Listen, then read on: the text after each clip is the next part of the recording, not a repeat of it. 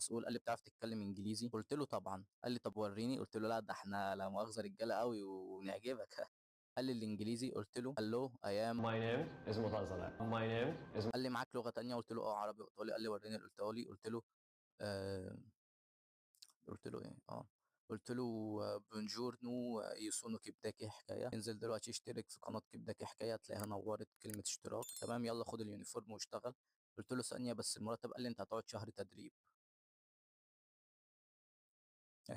شكله ما يعرفش اللي هيحصل كمان شويه. وبعدها المرتب 5000 جنيه. طبعا شاكيرا اللي كانت قاعده جنبي في اللامبورجيني سبت لي ومشيت، والعربيه قطعت بنزين. نزلت الشغل. يلا اول زبونه، مساء الخير مساء النور، تحبي تطلبي ايه؟ عاوزه حاجه على ذوقك. وخليني اقول لك ان انا عشان في مجتمع نوعا ما قريه فلاح، في التعامل مع البنات منعدم حرفيا، ما اعرفش يعني ايه بنات. لو تعرف انزل قول لي في التعليقات واشترك برضه، لازم تشترك يا اسطى. يعني بالاماره كده رشحت لها واحده بيتزا بطعم البيبروني، في طعم. قالت لي انت شكلك جديد هنا. قلت لها اه. قالت لي امال فين شريف الليدر اللي هنا؟ وانا في دماغي ما اعرفش